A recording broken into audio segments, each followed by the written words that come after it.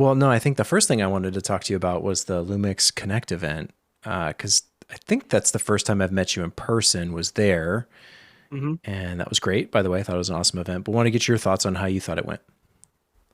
Yeah. Yeah, I think we've communicated just like a couple times on Instagram before that event.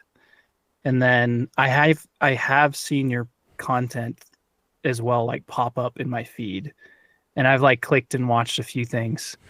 Uh, but yeah, Probably me Lumix ranting about Connect, something, going off, complaining about a 5% improvement or something.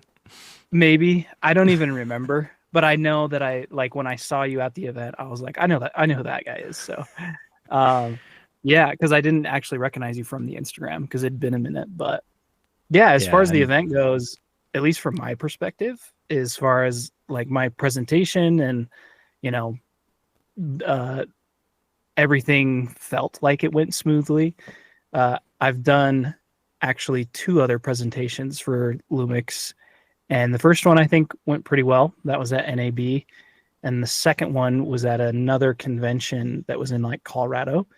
It was not very good learning experience, let's say. Learned a lot from that one, but I think yeah, my presentation was a lot better. And my presence and just like the actual, I did have a presenter, Josh, so that kind of probably helped, but just the format and how to do them in the future. So yeah, it seemed like a good handful of people that had signed up did end up showing up as well. Lumix is pretty tight knit community, so you never. And since this was the first one they'd done, you never know if are people going to actually show up. But I was pretty confident people would, just because Lumix doesn't do a lot of things like this, and so I think that Lumix users or people interested in Lumix would go out of their way to try to make it. And Lumix actually, this is something behind the curtain. Lumix actually asks us kind of creators as well that go there and for feedback and what they think could be improved. The biggest thing we said was do it on a weekend.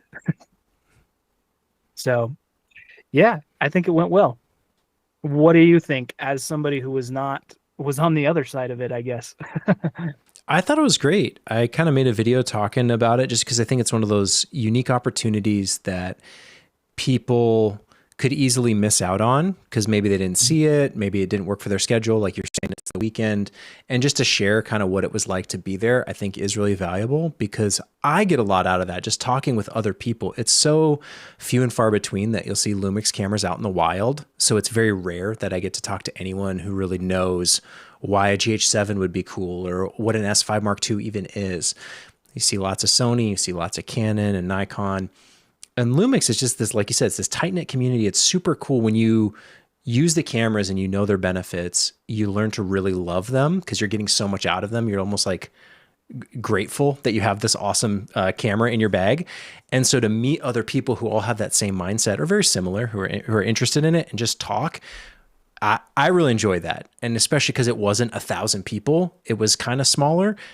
I also enjoyed that. The food was good. The presentations were good. I thought you and Josh did a great job kind of outlining what you did, how you did it, showcasing all the problems behind the scenes that go on. Because a lot of times you see a polished final film, like what you guys made, looks awesome, looks epic.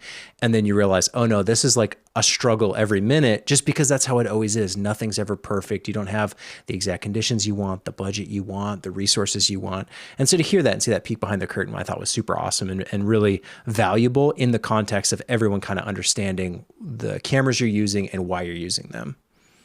Yeah, totally. And funny you bring that up, that the project too, because that is really what the presentation was about, was that project and just kind of like inspiring people to just go out and use their cameras in a way, right? Not necessarily Lumix, hopefully Lumix, but yeah, it's funny you bring up like the struggle behind the scenes. Something that me and Josh, because there was two other creators involved. One of them was more of our like BTS shooter. He's an amazing creator. He was in the Shutter Showdown. His name's Dylan Hotto, but did an amazing job. But there was another creator who was actually involved that, yeah, that we had some other struggles with. besides at the project as well as after the project. And I don't want to go too much into details just because there's still Don't want some to dig up. struggles going Yeah, on. the Yeah, drama. with some drama going on, not with me and Josh and Dylan anymore, but maybe the brand and them. I don't know the details from now on, but yeah, people see that product and they think, oh, everything probably went perfectly. We got everything we did, and it's an awesome video. It's definitely one of my pieces that if people want to say like, what's your best piece of work, I'll send them that video, one of the pieces at least. But yeah, there's more. There's more behind a lot of projects that people don't realize. There's always something, it feels like.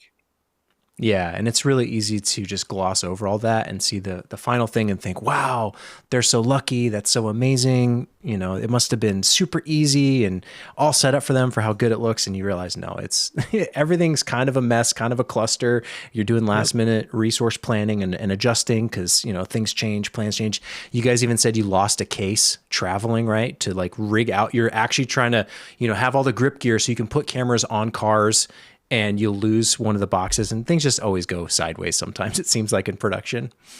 Yep. We were planning to all bring kind of our own gear because, we were working. People probably think too, we were paid extremely well, which I think we were paid, we were willing to take, somewhat of a, cut or work with the budget that we had just so we could make some kind of project like that with our favorite cameras. But yeah, we were kind of pitching in a lot of our own gear to make the project happen. And yeah, the bag that had most of the rigging stuff happened to get lost in transit in the flight. So yeah, but no, I totally agree with you though, that having that tight knit community and seeing the actual kind of like passionate people for the cameras in person, because I interact a lot with them through my YouTube channel and through my messages, even on Instagram. A lot of times they message me, and even now through my course. But actually seeing the people in person and getting even just direct feedback or just talking about the cameras, and even just like during some of the people's speeches, I was sitting next to a few people and they would ask me questions, and then I could just bring my camera over and I could show them. And yeah, it's a lot cooler, even though the YouTube stuff and the online presence, I guess, is fun. The online community, I guess, but having it be in person is just way more fun. Yeah, I think so. It I don't know. It feels like they're real people. They're not just a screen name. They're not just a commenter. But I mentioned it to you at the event. You're one of the first people I really noticed go all in on just Lumix before you were an ambassador. Before, like, I mean, that was my perspective anyway. Maybe there's some, you could tell me if that's like not how it went, but you went all in on Lumix. And I was just curious, what was it about Lumix that kind of sealed that deal for you that made you think, okay, these are the cameras I'm just going to use? Because at that time, and even before that, YouTube and bloggers would cover all the cameras. They would say, hey, here's something new coming from this brand, or hey, here's a new lens from this brand. And I don't really know of anyone else who went all in on Lumix like you did. What was it that made you kind of make that choice? I'm like one that wants the best value out of everything. And I just kind of felt like, they gave the best value for my money, right? And this was, I guess it does kind of help that I kind of grew a following, right? Using Lumix. But to be totally honest, like even right now working at Crumble, they've got all Sonys. They've got, sometimes I have to use a Sony A1. They've got an FX3. We have a Red V Raptor. But like, every time I use those cameras, I'm always just like, man, I just want to use my Lumix all the time because I just love it. Basically, before I had kind of really gotten involved with Lumix too, like, yeah, I wasn't fully in on Lumix when I first started my YouTube channel. I was split between Sony and Lumix, but I remember the like time when I was shooting this wedding video and I had the A7S III, I had my S1H as my B cam. And I was just looking at them both and I was like, it was going to be kind of like my last bigger wedding because I don't really do weddings anymore. I was kind of just done with doing weddings. I remember just looking at my bag though and being like, I know that the Sony has autofocus and it's less of a pain, but I just love that my Lumix S1H so much more. And I just want to shoot this last wedding on the S1H And that was, I think, kind of the moment for me when I was like, man, I kind of want to just go all in on Lumix, right? Because I just enjoy the camera way more than my Sony's. The Sony's great, gets the job done, has a lot of advantages that maybe not a lot, but it's got a handful of advantages that are over a lot of Lumix cameras. But like, I don't know, I just enjoy using them. I enjoy the features. I enjoy the versatility. Even like when it comes to just the price of the bodies for what you get, the lenses are pretty much the same. But well, and even talking about some of the lenses too, I used to be more of a Sigma guy, but I have become more of a, at least Lumix S Pro guy now. It's just like the more I use them, the more I use everything from Lumix, I'm like, man, I just feel like they're so much better. Yeah, it's funny. I sympathize with the, having a variety of cameras at your disposal, because God knows over the years I've got like so many cameras that I could use. And a lot of people, they want to know like, what you're shooting with. And what's funny is that this behind the scenes, like you can't see this camera right now, but it's not a Lumix because it's the one I just plant in the studio. It's a Sony, because I don't use it for anything else other than this like, nonsense throwaway stuff on my YouTube channel. But that's what's always funny, trying to communicate that to people. It's like, I'm using Lumix for the real stuff. So it needs to be, ready to go in my case, in my bag. And just because I happen to have a Sony in the studio doesn't mean I actually prefer it. In fact, the reason it's here is because I don't like using it. It's just kind of set it up and put it on autopilot. So I totally like get it. Yeah, exactly. Like a glorified webcam. Like, cause you have to, that's the game on YouTube these days. You can't say you're a content creator or filmmaker and put out something subpar, because then everyone judges you according to that, even though that's not the actual work you're doing. So it's a struggle for sure. But yeah, I wanted to talk to you about the stuff you're doing at Crumble, because I think it's super interesting. I shoot a lot of food content as well. And is there anything that you've seen now working in this kind of food dessert space that's been like a big eye opener or kind of like an aha moment for you just as a creative in general? Yes, actually. And it is even kind of tied to Lumix. And to be clear too, I'll just put this out there. This is kind of my first time really shooting a lot of food content. I've shot a lot of just like people over the years, people and events and that type of content, music videos. Basically, there's a person in it, right? I haven't done a lot of like product and where there's not a person at least, and just food stuff. And so this was a very eye-opening just to start and very different from what I'm used to. And so, yeah, as far as that goes, very eye-opening just in a general sense.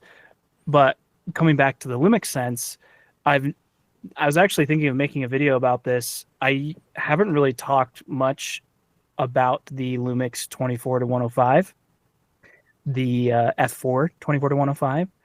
A lot of the stuff we shoot, at least that I shoot in particular, it's on basically just a nice colored backdrop with desserts, and that's about it. And we want the desserts to really pop and be basically sharp from front to back. So we shoot basically exclusively between like at minimum f11 to f22. And I was like thinking about it, I'm like, man, that 24-105 is starting to make a lot of sense now, because it also is like a half macro lens, because and I don't go pretty much any wider than 24 either. I was like, man, I feel like I used to own that lens and I sold it. And now I'm like, because I didn't really use it, I'm using my S Pro, my 24-70 S Pro. I even have shot some content on the 24-70 S Pro and the 24-60, and then the 100mm macro that Lumix has. But when I thought more about it, like, man, that 24-105 is like the all-in-one lens. I wouldn't even have to like change at all unless I really, really wanted to get like macro, close, one-to-one macro close. And so, yeah, that was a big eye-opening moment where I was like, I never thought that I would want that lens back, but I do.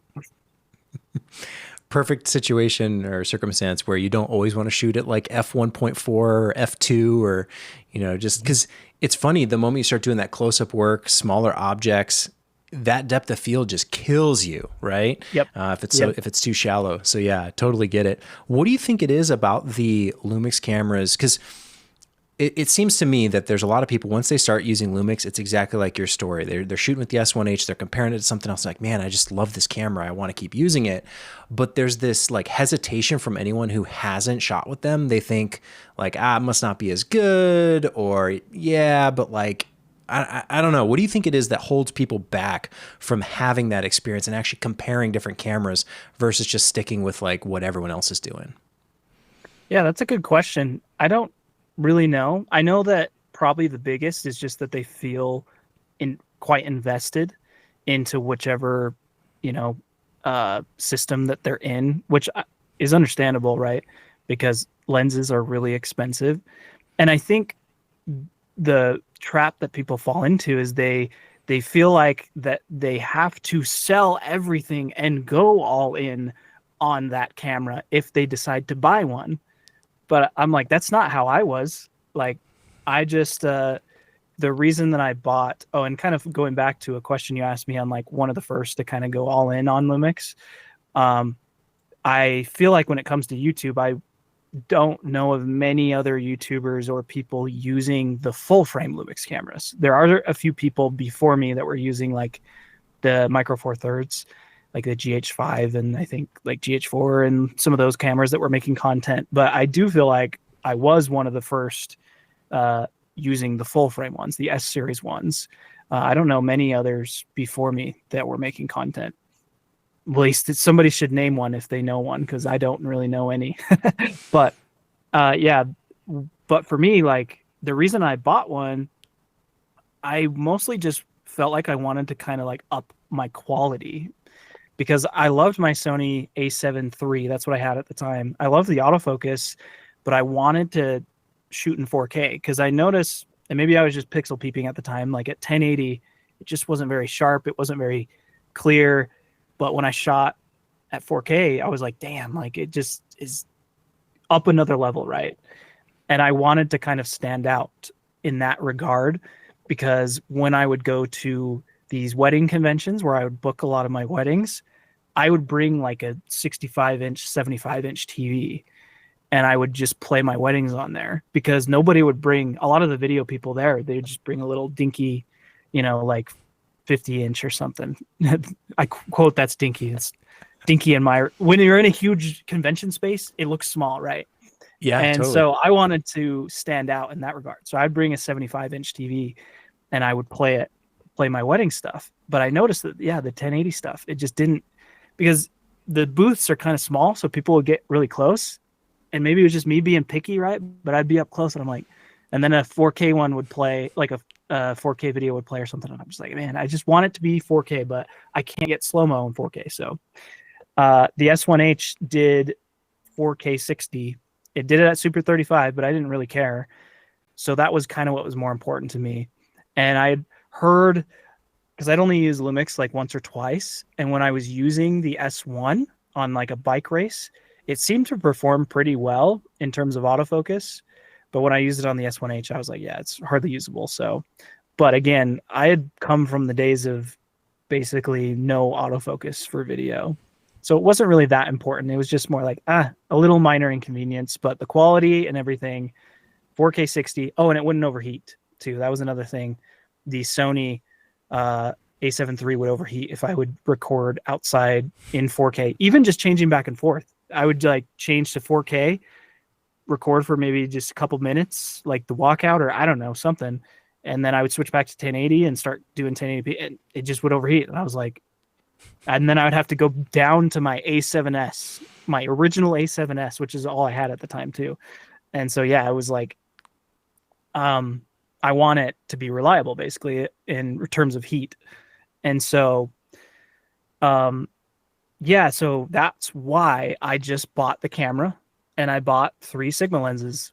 That was it. It was a pretty expensive purchase initially, and I just bought what I needed essentially to get the job done. You could just buy the camera and the 24-60 these days, and it's an investment, but I didn't go all in until it was like 2 years later. 2.5 years later after I bought it. And so I think that's the trap people fall into, is that they think, oh, I'm changing to this different camera. I got to get rid of everything, because they want everything to be like consistent. And then maybe I'm just a tinker and I don't really care that much, but I honestly, it is kind of true. I don't care that much if it causes minor inconveniences. It's like, oh, I just got different lenses. Like, so I think that's why it's the hardest for people to get on board. But then once they actually use it, they realize like, wow, they're way more feature rich. There's way more creative options and like ideas, and the bodies are cheaper. So at least for the most part. Totally. Yeah. And it's funny you mentioned that. I hadn't quite considered it, because in my mind, I'm like all Lumix, but I do have two different systems. I've got Micro Four Thirds and I've got L mount, and I keep both, right? It's not like I got rid of all my Micro Four Thirds stuff just because I got some full frame cameras. So that is a good point to note, that like, yeah, you don't have to, sell everything and transition to a whole new system. You can take it easy. Like you said 2 years before you really, like, did you sell the Sony stuff, or what happened there?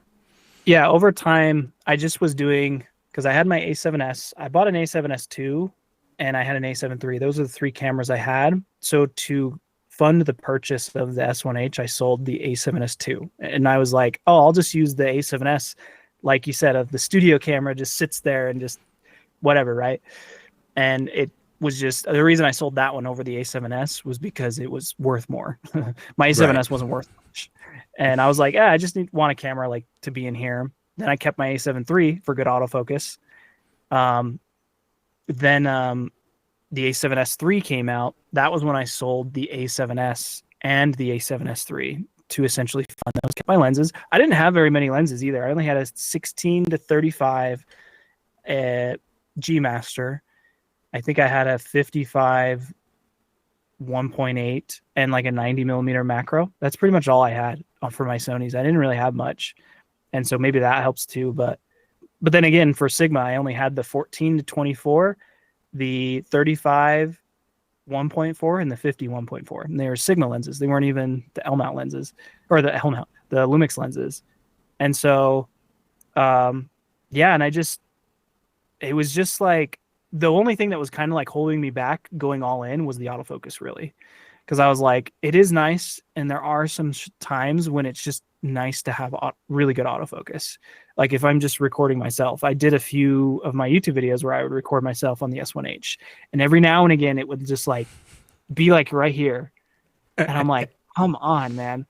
And nothing's in front of my face, not even like a microphone or anything, and I'm just like, come on. So I'd try and cover it with like B-roll and stuff. And so that's why I would use the A7S III for that. But yeah, as soon as the S5 II came out, that's when I was like, you know what? I think it's time. So I actually bought an S5 before it had come out. And I didn't hold on to it very long because the S5 II came out, and I was like, yeah. And I wanted to keep my S1H as a nostalgic thing, but I decided to sell it too because it was just sitting there, just doing nothing. So let somebody else use it. Yeah, there you go. Yeah, the S5 II, that's really the camera that has impressed me probably the most, more than anything, because going full frame, Lumix, like, hey, that's cool. Because that used to be the criticism back in the day. Oh, Lumix cameras, those are tiny sensor, you got crop and all that stuff, Micro Four Thirds, bleh, right? Everyone wanted full frame. And so Lumix went full frame. I used to be one of them. Yeah, oh yeah. Yeah, throwing shade at the Micro Four Thirds people. But hey, like for me at the time, it was those video features just so powerful. And so the S5 II comes out, and it's, hey, this is a full frame one, and it has this phase hybrid autofocus. And so I bought it kind of for that, because it's also incredibly affordable camera. Like it's very cheap, but not like hardly cheap in terms of features. And it's blown me away how reliable and rock solid that camera is, and it never overheats. Like I'm shooting here in Phoenix, Arizona. It's one of the most affordable full frame cameras you can get. The autofocus is great, no overheating. It has almost everything I could want, aside from a few like super niche features that I would want. But like, gosh, that camera is so good. And still, even for as popular as it is, I still think criminally underrated. I think more people hold the S1H in higher regard than the S5 Mark II. But from just a pure practical usability standpoint, gosh, I don't think there's anything you can't do with an S5 Mark II. Yeah, pretty much. That was another thing too, because yeah, I was just like, it can do everything. The minor things that complaints that I had with the S1H too, it seemed to have fixed those. Besides just like autofocus too, and added even more. And there's a lot of people out there that say that the S1H is better image quality, which maybe slightly just because of the OLPF. But I'm gonna be honest, when I see it side by side, even when I'm kind of like pixel peeping, I'm like, I barely see a difference between the S1H and the S5 II. And I did think that the S5, the image quality wasn't as good. Some people will say it isn't, but just all subjective anyways. But yeah, I think that the cameras, like the bodies and the image quality has gotten better since the S1H. But people are my audience will grill me for that because probably most of them were S1H users or still are. And so, but yeah, no, just commenting on the affordability, as old as that camera is now, it's not like crazy old, but it's a couple years old now.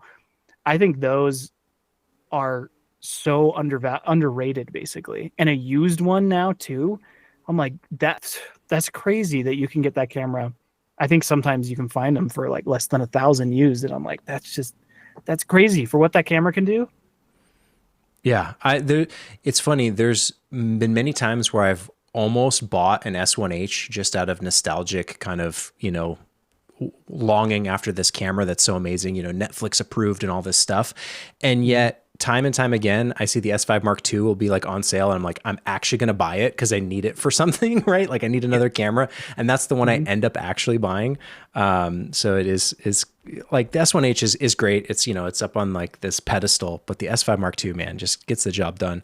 I was going to ask you, because now it'll always live in my heart because it, in a way, gave me, what this amazing side hustle I have is. It's what gave me all this, And Totally. so it'll always live in my heart as that. But in terms of, and the image, I remember the first time I shot something, a wedding video, and compared to my A7 III, I was like, damn, like this was a good upgrade basically. And so, yeah, even just it doing 6K open gate, I wanted to touch on that too, because I was more interested in just like 4K 60. But when I saw it could do 6K, I didn't know what open gate really was at the time. But when I saw it could do 6K, I was like, wow, that's just a bonus. Like, let's go. Our Red Dragon, because I was working at an agency beforehand, I was like, the Red Dragon did 6K. Like, that's crazy. So yeah, anyways, that was also another underrated camera at the time. So. Absolutely. And I just love what it embodied, like the ethos behind it, this H for, I think it meant hybrid. I don't know if they formally said H was for hybrid, but like. I don't really know, to be honest. Yeah. The S1H, I love the mindset of we're going to pack as much video and photo features into one camera as possible. More skewing towards video, obviously, in that case, but still like a hybrid. Like you can still take a picture with it. So I love that. I was going to ask you, though, about the Sony cameras and, kind of Sony users, because you were telling me like some of the folks you work with were like giving you a hard time about the Lumix. But in like all seriousness, do they ever have, genuine criticism, complaints, questions from their perspective? Because, it's very rare that we get the opportunity to like have those meaningful conversations. But like if you're in a collaborative work environment and you got both cameras at your disposal, like what are those conversations like? Yeah, I think Crumble would have to have some of their own that they would use because the project that I showed you, or I showed at the Lumix Connect event, it's actually posted on Crumble's Instagram now. It's a Halloween like cinematic thing. So if you want to go watch it, maybe you can link it in the description or something. I'll send it to you. Happy to. The big reason that my coworker wanted to use the Lumix was because of the dynamic range boost. You get up to, it was on the S1 too, dynamic range boost. You get an extra stop of dynamic range.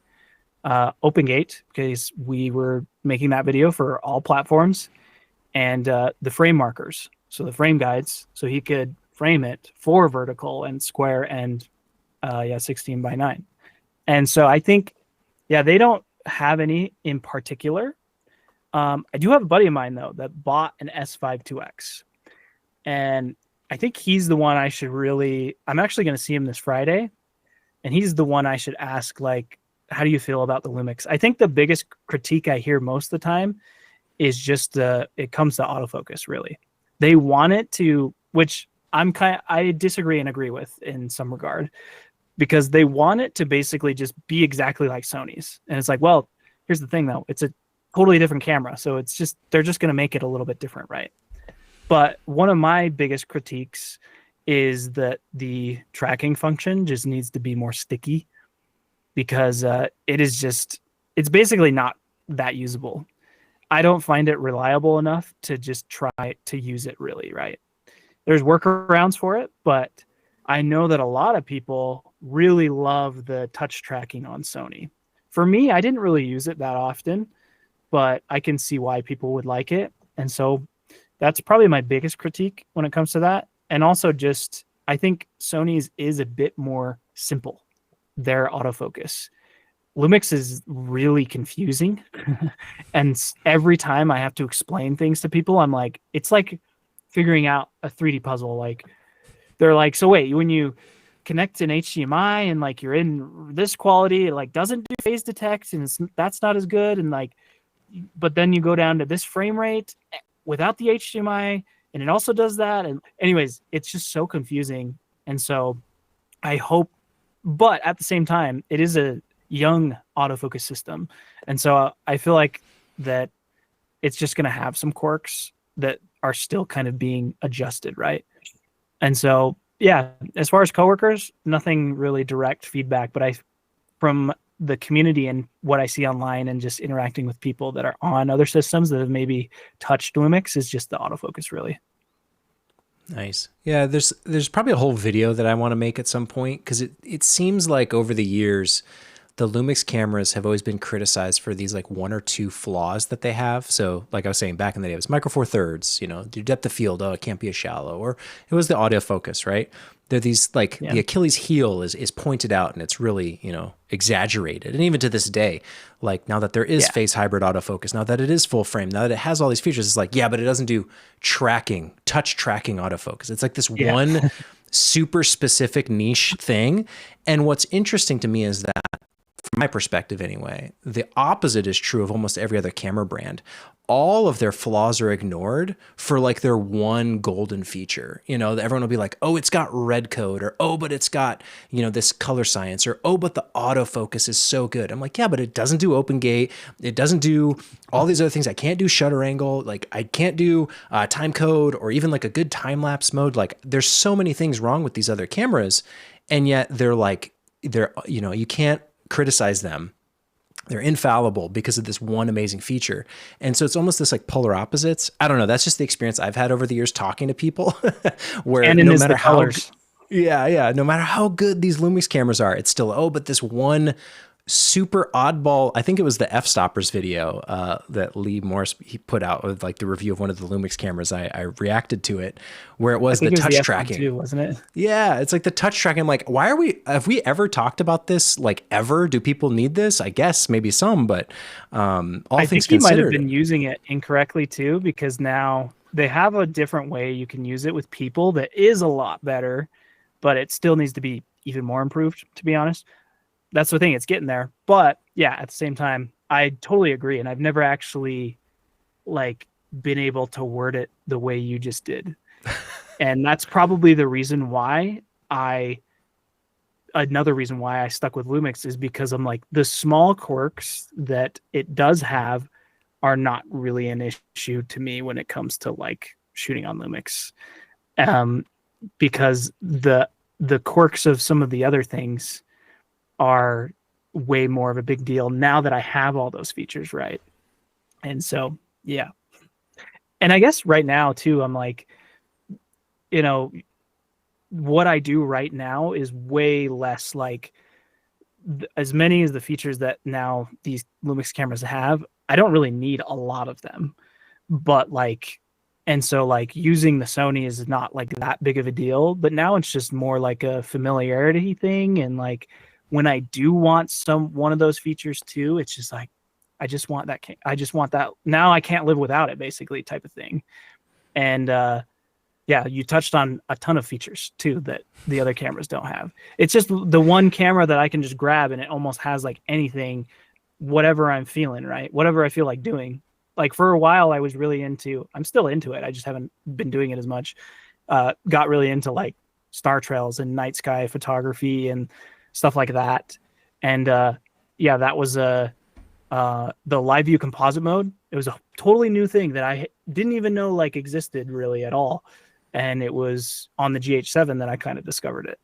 And I was like, where has this been my whole life? You know, it's like, this is like putting star trails and like star and like time lapses, or like, yeah, time lapse, star streaking, light streaking, those types of photos, like on easy mode. Yeah, it is like the Swiss Army knife in the most like high praise I could give it. Not degrading, not demeaning. Like it truly is this kind of jack of all trades. It can do so much. I was going to ask you, because that, you know, people will say pick the right tool for the job, pick the right camera for the job, depending on what you're doing. And for me, that almost is like always a no-brainer. If like it's going to be a Lumix, and usually those are the cameras I want to own. If I needed something specific, I would just go rent it. What do you consider yourself? Did you ever consider yourself a filmmaker, a cinematographer, a content creator? Because I have my own thoughts on it, but I wanted to see from you over the years how you've kind of qualified your job and what you do. Yeah, I definitely started out as like a video editor.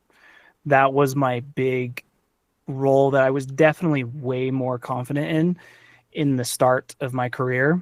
The first agency I worked for, I was like the starting editor, and then I grew quickly into the lead video editor and was over just basically all the projects.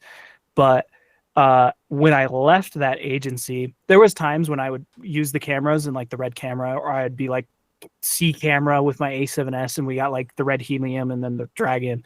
So I had some, you know, experience doing camera, but it wasn't until I left and decided to go freelance when I was like, I need to get better at like basically a videographer kind of standpoint. So that was when I got like videographer standpoint. But over the years, I don't really consider myself a filmmaker. I don't really consider myself a cinematographer yet, maybe. Because I feel like if I were to claim myself as like a filmmaker, maybe sometimes I use the term every now and again, but if like a true filmmaker to me is like somebody who wants to like make short films and movies and TV shows, that type of thing, or a cinematographer, right? Whereas I am probably mostly what the position I hold at Crumble right now. I'm a video producer. I'm good at kind of just like, I think it's become kind of like a jack of all trades role, where like you can film content, you can edit content, you can produce the content, you can organize the team, you can be on set, because that's pretty much what I do at Crumble. I have like my specific roles that I'm specializing in, but essentially you can see a project from start to finish, and you can do all the roles if you have to,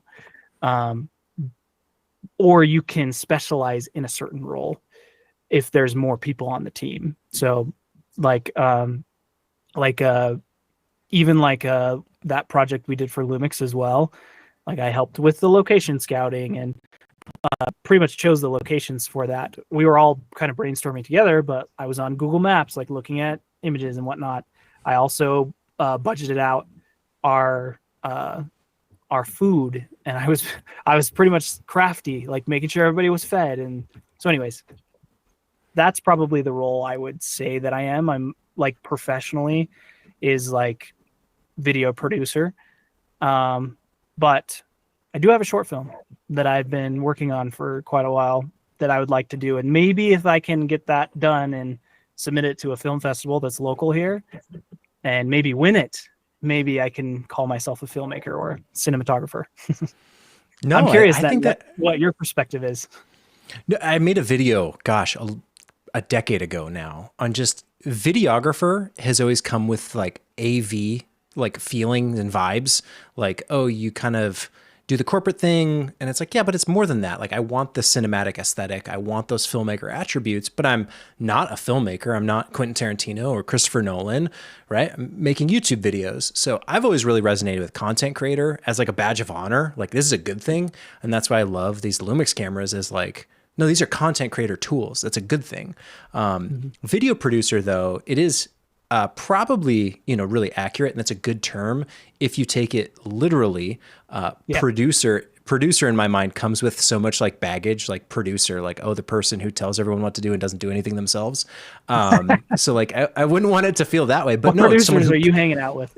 well, exactly right. That's the easy criticism or stereotype that you can throw at someone if you don't like the job they're doing. But no, it's a very accurate terminology, video producer. I just think there's probably some education around that term. If you were to tell anyone outside the industry, what do you do? Like, I'm a video producer, they might scratch their head a little bit. Where if you said cinematographer, filmmaker, it's a lot more kind of clear what that actually is.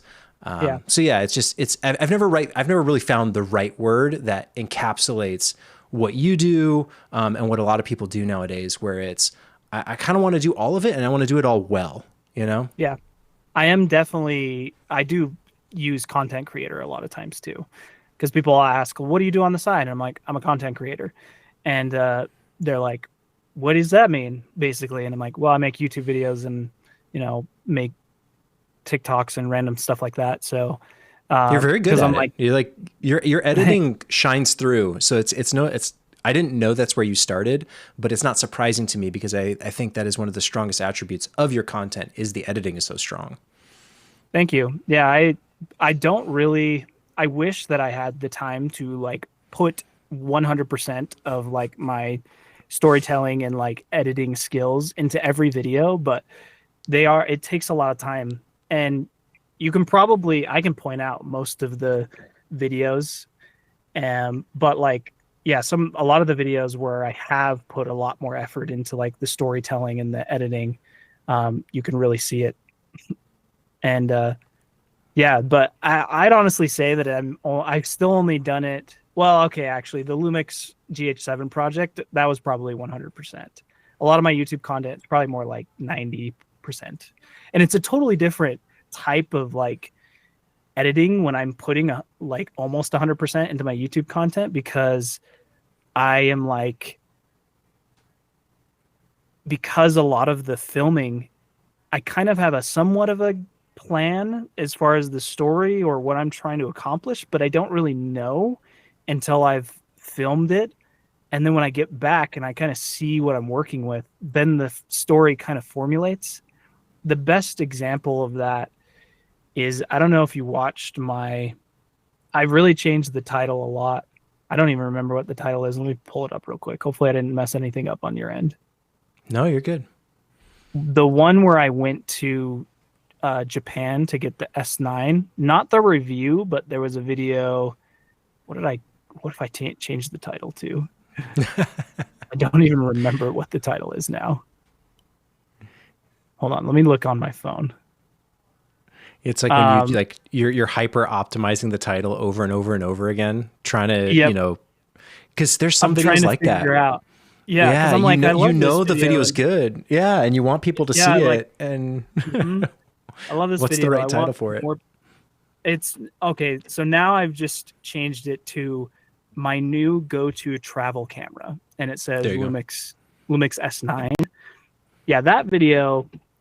That one I had so much fun doing that one because I came up with this idea when I was leaving. I really wanted to try shooting a whole video using real-time LUT, because it was kind of a new feature that not a lot of people had really used, or like were kind of against, because they're like, you can just shoot in Vlog and like it's not that hard, which I agree with too. But sometimes I'm like, I don't want to have to color something where I've shot for like a week, 2 weeks, basically all this footage. I'm like, I'm just going to try baking it all in and seeing how it goes.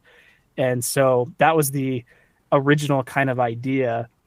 And then it kind of formulated into this like, I have all this footage on my hard drive that is in Vlog. It's like family footage, and I've never color graded it.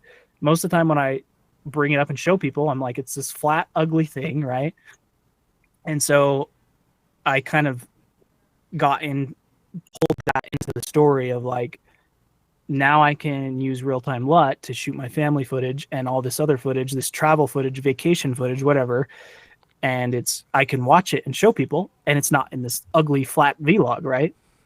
And pulled in some story elements too, like while we were there, like I wanted to play soccer with a local.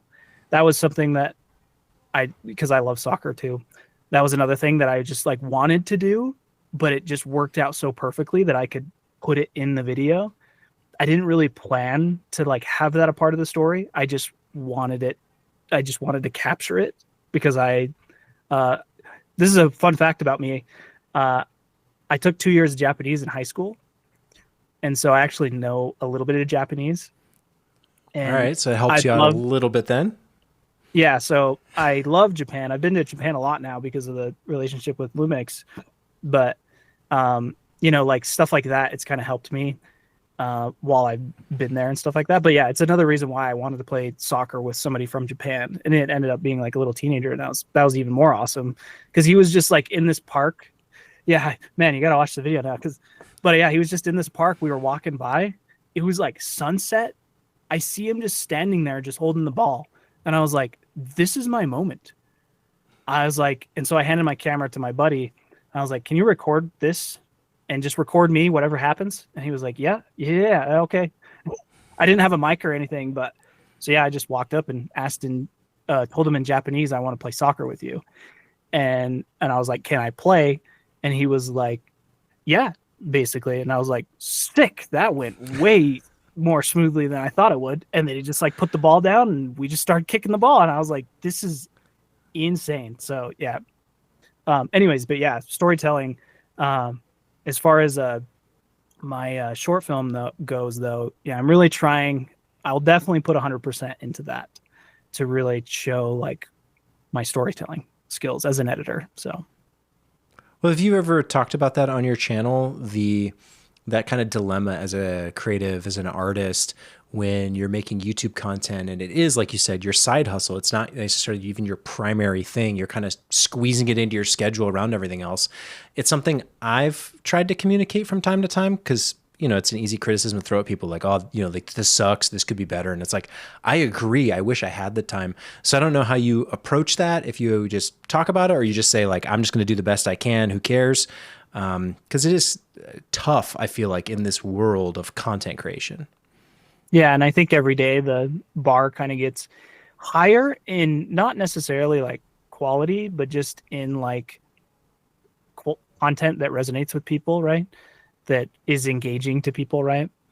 I don't know if I've ever really talked about it too much.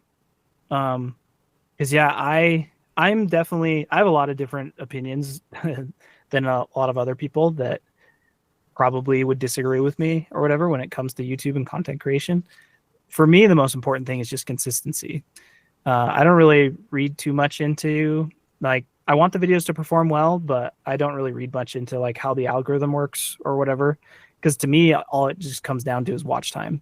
So, and combination of like getting people to click. But if people click and the video is not very good or it's not very informative or just it's not very engaging, people are going to leave. And so, but yeah, no, the balancing, it's especially gotten more tough too now that I'm working this full-time job at Crumble because it's just I spend most of the day editing and filming already. There's not really much break, and I've got a toddler as well, and so a lot of my attention goes to him. And so at night, sometimes I just want to, when he finally goes to bed, sometimes I just want to relax because I'm like and Crumble is a very because of its rotating menu, the content schedule is also very very much with the times of how content is, because we shoot every single week, no matter what, basically, because of the rotated menu. So the content changes basically every week. And because of this holiday time, we've been shooting almost twice a week now. And we're trying to fit in other shoots as well, some like evergreen shoots as well. So like, and then we only have a couple days to turn that around because it goes the next week. So yeah, it's not like it's exhausting to me. I actually really enjoy it because of I've gotten burnt out from things just like dragging on. I even hate it when my own YouTube videos drag on. Like I film the talking head and the B-roll and it's just kind of like sitting there waiting for me to finish it. I hate that feeling of like, there's this video just sitting there that I need to finish. I've even had an idea for a video for so long that I kind of feel bad, but uh, a, a lens company, Brightening Star. Have you heard of Brightening Star? Yes, So I yeah, have. Yeah. they sent me their 0.95 lens. I did like an unboxing video of their 50 millimeter 0.95 lens, and it did extremely well. So I don't feel super bad, but I wanted to make a video on that and make it kind of more storytelling esque because I have a good idea for a video like that. It's been so long. I even have filmed some of the clips that they've done a refreshed version of that lens that's coming soon now. So it's great because now I can use that refreshed lens. It's a lot better. But that's how long sometimes some of the stuff I shoot waits around. So, and it kills me that I'm like, I just need to do it. But yeah, just a lot of other things going on, right? And now with my course too, I'm trying to prioritize a lot of my time to making sure that's up to date and people are happy with that. So I've just added way more onto my plate in my free time. So yeah, it's Well, hard. It's hard to balance it all. it's how it goes, but it sounds like your priorities are kind of in the right place. You got a toddler, so that's amazing. Congrats. You got this job with Crumble. Again, congratulations. And the video course and everything you're doing, I think it's awesome. I just wanted to say thank you again for your time today. It's been great talking with you. I hope we can catch up again sometime soon, sooner rather than later, because I always enjoy these, just talking to other creatives. And the best part about it is now that we're done, there's nothing that you have to edit. There's nothing I have to edit other than uploading the video. And those are some of the projects I like the most because they're just done instantly. Podcasts. So I should get into yeah, podcasts. absolutely. But no, thank you, Dustin. I really appreciate it. No problem. Thanks, man.